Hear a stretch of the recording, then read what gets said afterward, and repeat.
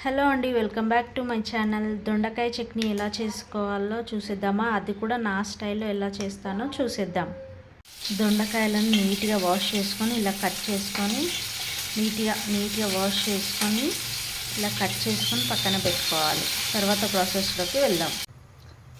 First కడాయి పెట్టుకోవాలి. పొయ్యి పైన కడాయి పెట్టుకున్న తర్వాత పచ్చిమిర్చి వేసుకోవాలి.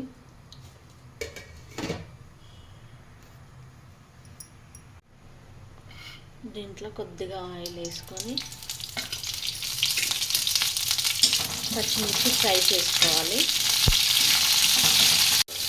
చూసారా, పచ్చిమిర్చి బాగా ఫ్రై అయ్యాయి. ఫ్రై అయిన తర్వాత దొండకాయ వేసుకోవాలి. దీంట్లో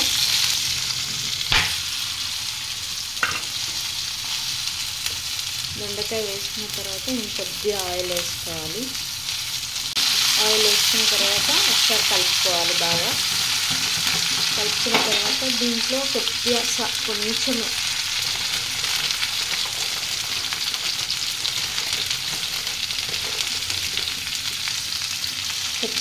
సాల్ట్ యాడ్ చేయాలి. ఇవన్నీ తొందరగా ఫ్రై అయిపోతాయి. కొద్దిగా సాల్ట్ యాడ్ చేస్తే తొందరగా ఫ్రై అవుతాయి. కలుపుకోవాలి. ఒకసారి కలుపుకున్న తర్వాత దీన్ని బాగా మగ్గనిద్దాం. సిమ్లోనే పెట్టి బాగా మగ్గనియాలి ఆయిల్లోనే. 3 పండిన టమాటాలు తీసుకొని కడుక్కొని పీసెస్గా కట్ చేసుకోవాలి.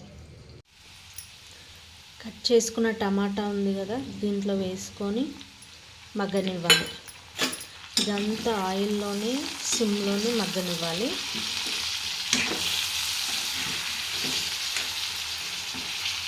మళ్ళీ మూత పెట్టేసుకొని మగ్గనిద్దాం. చూసారా, టమాటాలు కూడా మగ్గినాయి. ఇలా మగ్గిన తర్వాత మనం పసుపు యాడ్ చేసుకోవాలి.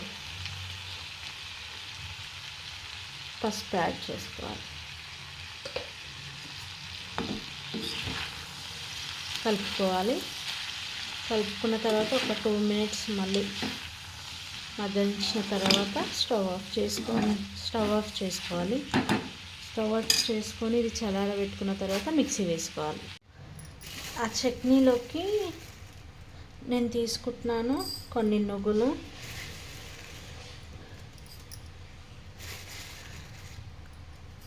ఇవి ఫ్రై చేయాలి. నువ్వులతో పాటు కొద్దిగా జీలకర్ర, ఇవి బాగా ఫ్రై చేసుకోవాలి. దాంట్లో వేయాలి. ఇప్పుడు చట్నీలో ఇవి వేసి నేను మిక్సీ చేస్తాను అన్నమాట.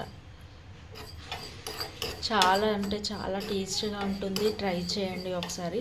ఫ్రై చేశాక నాకు కామెంట్ చేయండి ఎలా ఉందో. ఇవి బాగా ఫ్రై కావాలి.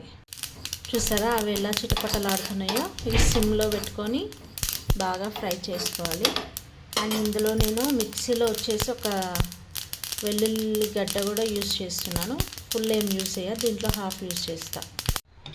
చూసారా, ఇదైతే చల్లగా అయిపోయింది.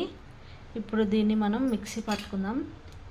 దానికోసం నేనైతే మిక్సీ గిన్నె, దీంట్లో మనం ఇందాక వేయించుకున్న నువ్వులు,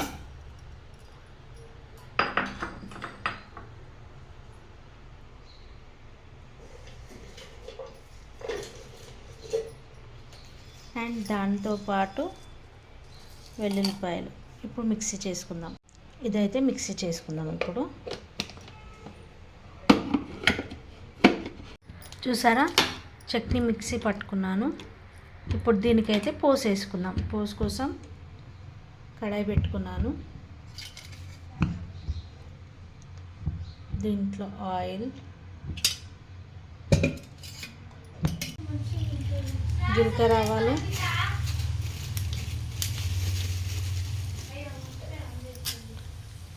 కొంచెం మినపప్పు, శనగపప్పు,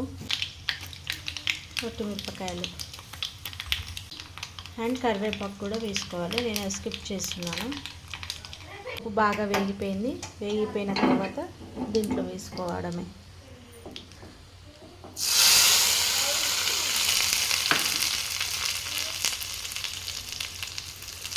అంతే, వేడివేడి అన్నంలో కానీ చపాతీలో కానీ చాలా చాలా బాగుంటుంది. ప్లీజ్ లైక్ చేయండి, షేర్ చేయండి, ఛానల్ సబ్స్క్రైబ్ చేసుకోండి. Thank you for watching.